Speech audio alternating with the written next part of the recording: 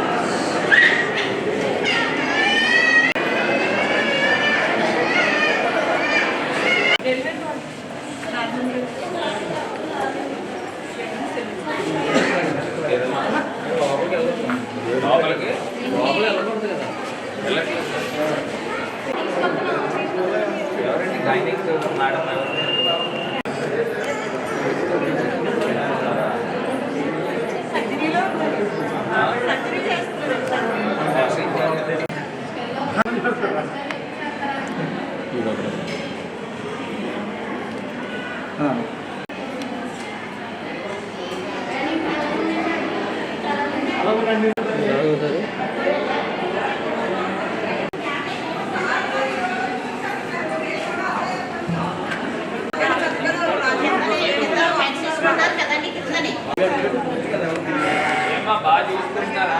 ఏమైనా ఇబ్బందులు ఉన్నాయని చెప్పండి.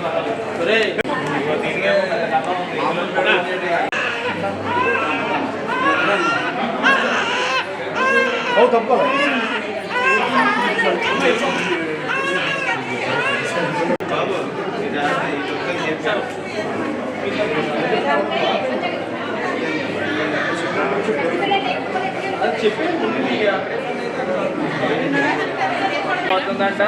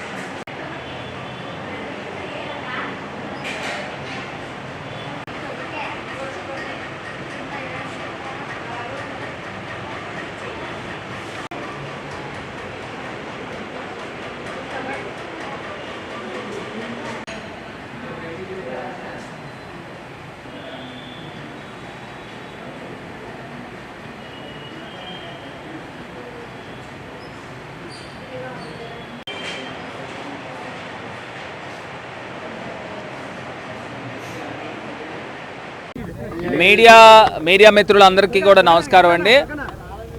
ఇవాళ రాజమహేంద్రవరం గవర్నమెంట్ హాస్పిటల్ ఎంత దుర్భరమైన పరిస్థితులు కనబడతా ఉన్నాయని అంటే, ఇక్కడ మీ అందరికీ కూడా ఒక్కటి క్లియర్గా తెలియపరచాల్సిన అంశం ఏంటంటే, ఇదివరకు గత ప్రభుత్వంలో ఓపీ 500 నుంచి 600, 650 ఓపీ వచ్చేది.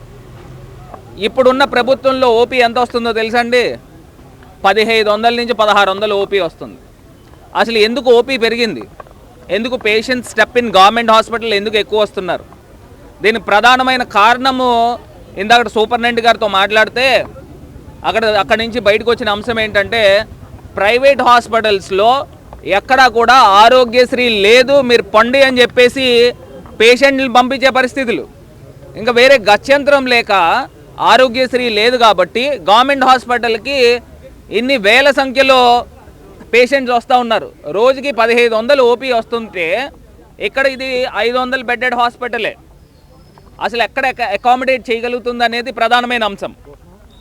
రెండో అంశము, ఇక్కడ మార్చరీ వార్డు దగ్గరకు వస్తే పోస్ట్ మార్టం చేయాలి అని అంటే బాడీకి కనీస పక్షాన 10,000 రూపాయలు లంచం తీసుకునే పరిస్థితులు. ఎంతోమంది కంప్లైంట్ చేస్తూ ఉన్నారు. ఇంకా వేరే గత్యంతరం లేక ఆ 10,000 రూపాయలు ఇచ్చి పోస్ట్ మార్టం చేయించుకునే పరిస్థితులు కనబడుతున్నాయి. మూడో అంశము, ఎక్కడైతే చైల్డ్ వార్డు ఉందో, ప్రెగ్నెన్సీ ఉన్న వార్డ్స్ ఉన్నాయో ఆ వార్డ్స్ దగ్గరకు వచ్చేటట్టయితే ఎంత దారుణమైన పరిస్థితి అండి. ఒక పేషెంట్ చెప్తా ఉంది, అంటే ఒక తల్లి, గర్భిణీ తల్లి చెప్తా ఉంది, నిన్న రాత్రి మాకు ప్రసవం అయిందండి, నాకు డైరెక్ట్గా మంచం మీద అయిపోయింది, ప్రసవము మంచం మీద అయిపోయింది, మమ్మల్ని లేబర్ రూమ్కి తీసుకువెళ్ళాలి, అప్పటికి మాకు డేట్ అయిపోయి 3 రోజులు అయింది, ఏమంటే మమ్మల్ని అక్కడ లేబర్ రూమ్లోకి తీసుకెళ్ళండి అంటే మీరు ఇక్కడే ముక్కండి అని చెప్పిన సందర్భాలు ఉన్నాయని మరి ఆ తల్లి చెప్తా ఉంది. ఆవిడతో పాటు ఇంకో 4గురికి అయిందంట అదే రూమ్లో. అసలు ఎంత దారుణమైన పరిస్థితులు అండి. మానవత్వం ఉందా అని అడుగుతా ఉన్నా. ఒకవేళ ఏదన్నా ప్రాణాపాయ పరిస్థితులు వస్తే ఏంటి, ఎవరు బాధ్యత తీసుకుంటారని అడుగుతున్నా. ఇది కాకుండా ఇంకా దారుణమైన పరిస్థితి ఏంటంటే, మరి వీరా అని ఒక యువకుడు, చదువుకునే వ్యక్తి రోడ్డు పైన ఒక చావు బ్రతుకుల్లో ఉన్న ఒక వ్యక్తిని తీసుకుని వచ్చి, ఒక పెద్ద ఆయన్ని తీసుకుని వచ్చి ఇక్కడ అడ్మిట్ చేశారు. సరే, అక్కడ ఏదో సమ్ కుట్లు లాంటివి వేస్తున్నారని చెప్పారు. నేను ఈ అబ్బాయి వీడియోస్ నేను సోషల్ మీడియాలో చూశాను, ఎవరో పంపిస్తే చూశాను. చూసినప్పుడు అక్కడ పరిస్థితులు చూస్తే పవర్ లేదు. అంటే ఇప్పుడు నేను వస్తున్నానని తెలిసి నేను మీడియాకు మెసేజ్ పెట్టాను కాబట్టి న్యాచురల్గా వీళ్ళకి వెళ్ళిపోతుంది. మొత్తం అంతా కూడా ఫినాయిల్తో క్లీన్ చేయడము, ఏదైతే బెడ్షీట్లు వేయడము, డిస్పోజల్స్ వేయడం, ఇవన్నీ చేశారు. అయినప్పటికీ కూడా అక్కడికి వెళ్ళలేని పరిస్థితులు. అంటే మేము వస్తున్నామని చెప్పినప్పుడు వీళ్ళు శుభ్రం చేసినా అక్కడికి వెళ్ళలేని పరిస్థితులు ఉన్నాయి అని అంటే, లేని సందర్భంలో ఎంత దారుణంగా ఉండేదో ఒక్కసారి ఆలోచన చేయమని కోరుతా ఉన్నా. భారత రాజ్యాంగం ఏం చెప్తుందనండి? రైట్ టు లివ్ అనే భారత రాజ్యాంగంలో ఆర్టికల్ ఉంది, ఆర్టికల్ 14 అనుకుంటా. మరి ఇంత భారత రాజ్యాంగంలోనే ఇది మెన్షన్ అయ్యి ఉంటే, ఇక్కడ గవర్నమెంట్ హాస్పిటల్ ఉచిత వైద్యం ఇప్పించాల్సిన ఈ యొక్క గవర్నమెంట్ హాస్పిటల్లో ఇంత దారుణమైన పరిస్థితులు కనబడుతున్నాయని అంటే అక్కడికి లోపలికి వెళ్ళలేని పరిస్థితులు. మరి వాళ్ళ జీవనం అక్కడే సాగిస్తున్నారు. ఒక 20 మంది మరి ఓల్డ్ ఏజ్ పీపుల్ ఉన్నారు. నేను అడుగుతున్నా, ఒకవేళ హెల్త్ బాగానే ఉండి ఒకవేళ వాళ్ళకి నివాసం ఉండడానికి ప్రదేశం లేకపోతే ఇక్కడ గౌతమి జీవకారుణ్య సంఘం ఉంది, ఇంకా ఓల్డ్ ఏజ్ హోమ్స్ ఉన్నాయి, అక్కడికి పంపించండి. ఒకవేళ హెల్త్ పరిస్థితులు దారుణంగా ఉంటే ట్రీట్మెంట్ ఇవ్వండి. మనం అందరం మనుషులమే కదండి, మానవతా దృక్పథం లేదా అని అడుగుతా ఉన్నా.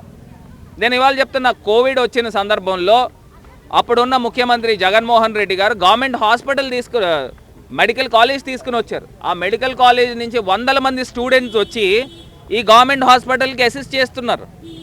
అంటే ఎంత కార్యక్రమం జరుగుతూ ఉన్నా ఇప్పుడున్న ప్రభుత్వాలు ఎందుకు స్పందించట్ల? నిజంగా ముఖ్యమంత్రి గారు కానీ, ఉప ముఖ్యమంత్రి గారు కానీ, లేకపోతే హెల్త్ మినిస్టర్ గారు కానీ, వీళ్ళందరూ కలిపి ఒక రివ్యూ తీసుకోండి. రాష్ట్ర వ్యాప్తంగా ఎన్ని హాస్పిటల్స్ ఉన్నాయి, గవర్నమెంట్ హాస్పిటల్స్, ఇక్కడ ఇన్ఫ్రాస్ట్రక్చర్ ఏమేమి ఉంది, రాజమండ్రి, కాకినాడ, వైజాగ్, ఇట్లా అన్ని ప్రాంతాల్లోనూ గవర్నమెంట్ హాస్పిటల్స్ ఉన్నాయి. మొత్తం అన్ని చుట్టూ తిరిగితే ఒక 100-150 హాస్పిటల్స్ వస్తాయి. దీన్ని రివ్యూ తీసుకుని ఇన్ఫ్రాస్ట్రక్చర్ ఎక్కడెక్కడ ప్రాబ్లం ఉంది, మెన్ ఎక్కడ షార్టేజ్ ఉన్నారు, ఎక్కడైతే సూపర్ స్పెషాలిటీస్ అవసరం ఉందా లేదా, ఇవన్నిటిపైన రివ్యూ తీసుకుంటే చాలా ఈజీ అయిపోతుంది కదండి. ఇప్పుడు మీరు ఆరోగ్యశ్రీ బిల్స్ పేమెంట్ చేయకపోవడం వలన ఇక్కడ విపరీతమైన లోడ్ పెరిగిపోతుంది. ప్రైవేట్ హాస్పిటల్స్లో డైరెక్ట్గా నిర్దాక్షిణ్యంగా చెప్పేస్తున్నారు, ఇక్కడ ఆరోగ్యశ్రీ లేదు, మీరు పండే అని. మరి అందరూ వచ్చి గవర్నమెంట్ హాస్పిటల్ పైన ఒత్తిడి పడుతుంది. మరి ఒత్తిడి పడినప్పుడు ఏం చేయాలా? వీళ్ళు ఇక్కడ ఉన్న డిమాండ్ బట్టి మీరు ఇచ్చేయాలి కదా. నేను అడుగుతున్నా, హెచ్డిఎస్ ఫండ్స్ ఉన్నాయి గవర్నమెంట్ హాస్పిటల్లో, ఎండాకాలం వచ్చిందండి, హెచ్డిఎస్ ఫండ్స్ నాకు తెలిసి 50 లక్షల పైనే ఉంది. మరి ఆ డబ్బులతో ఎయిర్ కండిషన్లు ఎందుకు పెట్టట్లా? సమ్మర్ వస్తుంది కదా, మరి సమ్మర్ వస్తున్నప్పుడు ఏసీలు పెట్టాలి కదా, ఎందుకు పెట్టట్లా? ఇప్పుడు మీరు 24/7 పవర్ ఎందుకు ఇక్కడ పోతా ఉంది? మాట్లాడితే మొన్న 3 గంటలు పోయిందంట. మరి కడుపుతో ఉన్న వాళ్ళు, అప్పుడే పిల్లలు పుట్టిన వాళ్ళు మరి ఉడికిపోతారు కదా, అక్కడ వేడికి ఏమవుతుంది? మీరు ఎందుకు జనరేటర్స్ ఆన్ చేయట్లా? 24/7 ఎందుకు పెట్టట్లా? మీరు హెచ్డిఎస్ ఫండ్స్ ఇక్కడ సూపరింటెండెంట్ కంట్రోల్లోనే ఉన్నాయి. ఆ ఫండ్స్ కూడా కలెక్టర్ గారి దగ్గర నుంచి పర్మిషన్ తీసుకుంటే ఇక్కడ ఏది కావాలో 50 లక్షలతో మినిమం ఈ సమ్మర్నైనా మీరు సర్వ్ చేయాలి కదా. ఇంకొక చాలా దారుణమైన విషయం ఏంటంటే, ఇది డిస్ట్రిక్ట్ హెడ్ క్వార్టర్ అండి రాజమండ్రి. ఏదైనా ఒక క్రిటికల్ కేసు ఇక్కడ రాజమండ్రి వస్తే ఆ పేషెంట్ని కాకినాడ వెళ్ళిపోమని చెప్తున్నారు. అక్కడ కాకినాడకి పాపం ఆ పేషెంట్ కనుక అక్కడికి వెళ్తే జిఎస్ఎల్ మెడికల్ కాలేజ్కి వెళ్ళండి అని చెప్తున్నారు. మొత్తం ఒక ఫుట్బాల్లో తిప్పుతున్నారు తప్పితే పేషెంట్లని వాళ్ళ ప్రాణాలు కాపాడే పరిస్థితులు కనబడట్లేదు అనేది ప్రతి ఒక్కరూ కూడా గమనించమని కోరుతా ఉన్నా. ఈ అబ్బాయి ఎంతో ధైర్యంగా సోషల్ మీడియాలో పోస్ట్ చేశాడు. ఖచ్చితంగా ప్రభుత్వము నాకు తెలిసి విజిలెన్స్ ఎంక్వైరీ కాల్ఫర్ చేయాలి. విజిలెన్స్ ఎంక్వైరీ కాల్ఫర్ చేసి రిపోర్ట్ తీసుకుని దీనికి బాధ్యులు ఎవరైతే ఉన్నారో వాళ్ళని ఇమీడియట్గా సస్పెండ్ చేయండి. సస్పెండ్ చేసి ఇంకా ఇలాంటి ఘటనలు పునరావృతం కాకుండా ఉండే విధంగా చర్యలు తీసుకోమని గవర్నమెంట్ హాస్పిటల్స్ యాజమాన్యాన్ని, ఇక్కడ ఎవరైతే సూపరింటెండెంట్ ఉన్నారో వీళ్ళందరినీ డిమాండ్ చేస్తున్నాం. గవర్నమెంట్ డిమాండ్ చేస్తున్నాం, దీన్ని విజిలెన్స్ ఎంక్వైరీ కాల్ఫర్ చేసి దీనికి ఎవరైతే బాధ్యులు ఉన్నారో వాళ్ళందరినీ కూడా ఇమీడియట్ యాక్షన్ తీసుకోమని డిమాండ్ చేస్తున్నాం. ఇక్కడ ఒక ముసలాయిన్ని తీసుకొచ్చి జాయిన్ చేసాం మేము. ఆ రోజు అయితే వర్షం పడింది లైట్గానే, కానీ తీసుకొచ్చినప్పుడు కరెంట్ లేదు. మొత్తం అంతా కుట్లు వేసి గదిలోకి తీసుకెళ్తే కుట్లు వేసి గదిలో కూడా కరెంట్ లేదు. అది పాయింట్ చేసుకున్నాం, కానీ అది ఆ రోజు నైట్ కదా, పోయి ఉంటుంది కదా అని చెప్పేసి ఊరుకున్నాం. దాన్ని నెక్స్ట్ డే వచ్చినప్పుడు 5 minutes to 10 minutes కరెంట్ ఉంది. మేము ఒక ½ an hour 1 hour ఉన్నా కానీ కరెంట్ పోయి మళ్ళీ రాలేదు. అది చాలా నోట్ చేసాం దాన్ని. సరే అని చెప్పేసి వదిలేసి మేము తాతగారిని జాయిన్ చేసాం. ఆ తాతగారు ఎక్కడున్నారని అడిగితే ఒక రూమ్లో ఉన్నారని చెప్పేసి వేరే వాళ్ళు తీసుకెళ్లారు. అక్కడికి వెళ్ళి చూస్తే ఆ తాతగారితో పాటు ఒక 4-5 బెంచ్ల కింద, తుప్పెట్టిన బెంచ్ల మీద, వాటి మీద వీటి మీద ఉండడం జరిగింది. ఎందుకంటే చెప్తున్నాను, వీడియో తీసి నేను బయట పెట్టాను ఆల్రెడీ. అది ఎందుకు ఉన్నారని చెప్పేసి అడిగితే ఒకరు అన్నారు, అనాథ ప్రజలు అన్నప్పుడు ట్రీట్మెంట్ అయిపోయిన తర్వాత వాళ్ళని అక్కడ ఉంచుతాం, వాళ్ళు వెళ్తే వెళ్తారు లేకపోతే లేదు. సార్ అందరూ కూడా ఒకటేనే అడుగుతున్నాను, అనాథులు అని పుట్టుకొచ్చింది ఎవరన్నా సమ్ యాక్సిడెంట్ అయిపోయి ఒకరు మిగిలి మెంటల్ హెల్త్తో బాధపడుతున్న వాళ్ళు అనాథలు అవుతారు. లేకపోతే కొంచెం క్రూయల్గా ఆలోచించి తల్లిదండ్రులను వదిలేస్తారు కదా, అలాంటి వాళ్ళు అనాథలు అవుతారు. అనాథలు ఎప్పుడు కూడా అడుక్కునే వాళ్ళు ఎప్పుడు అయిపోరు. వాళ్ళకి మనం ఉన్నామని చెప్పి సపోర్ట్ ఇవ్వాలి. ఒకే ఒకటి కోరుకుంటున్నాను నేను, వేరేలా అంటే దీని గురించి మాట్లాడకుండా వేరేగా ఎలా మాట్లాడుతున్నారు అనుకోవచ్చు. పెద్దవాళ్ళని చూసే నేను కంప్లైంట్ రేస్ చేస్తాను, ముసలి వాళ్ళని చూసి.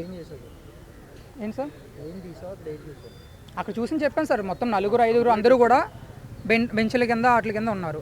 ఈ కంప్లైంట్ మీద మాకు మా భర్త గారు ప్లస్ ఎమ్మెల్యే ఆదిరెడ్డి వాసు గారు ఇద్దరు కూడా రెస్పాండ్ అయ్యారు. మాకు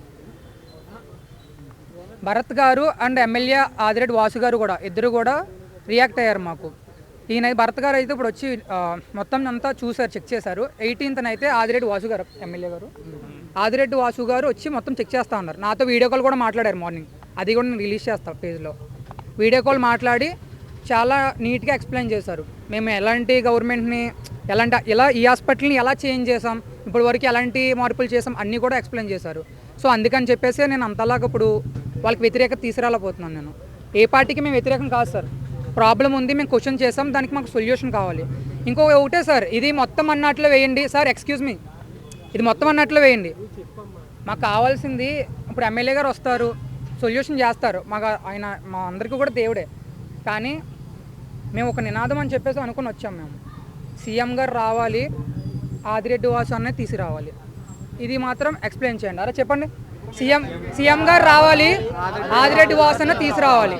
సీఎం గారి దగ్గర ఉండి ఆదిరెడ్డి వాసు అన్న సమక్షంలో ఈ పరీక్షలన్నీ చేయాలి, ఈ పరిష్కారం పొందాలి. చూసాం, వార్డులన్నీ చూసాం, కానీ ఇన్ఫర్మేషన్ తెలిసింది. అంటే నేను పేజ్ డెవలప్ చేశాక నేను కావాలనుకున్నది అదే సార్. ఇప్పుడు ఏంటి అంటే ఇక్కడ మార్పు రావాలనుకున్నాను. వీళ్ళని కంప్లైంట్ ముందు పెట్టేసి ఏదో వాళ్ళని పాయింట్అవుట్ చేయాలి ఇలాంటి ఉద్దేశం నాకు అయితే లేదు. మేము అంటే ప్రాబ్లం నోట్ చేసాం, కొంచెం మార్పులు చేశారు. అలాగే ఇంకా మొత్తం మార్పులు చేసి పేషెంట్లు ఎవరు ఇబ్బంది పడకుండా చేయవలసిన కోరుచున్నాం. నా పేరు వీరాసింగం. ఇన్స్టాగ్రామ్లోంచి నేను ఈ వీడియో అప్లోడ్ చేశాను. వీరాసింగం. సీఎం గారు రావాలి, ఆదిరెడ్డి వాసన తీసుకురావాలి. ఈ సమక్షంలో సీఎం గారు వచ్చి ఇక్కడ పరిష్కారం చేయాలి. అది మేము అందరం కోరుకుంటున్నాం. అవును ముందు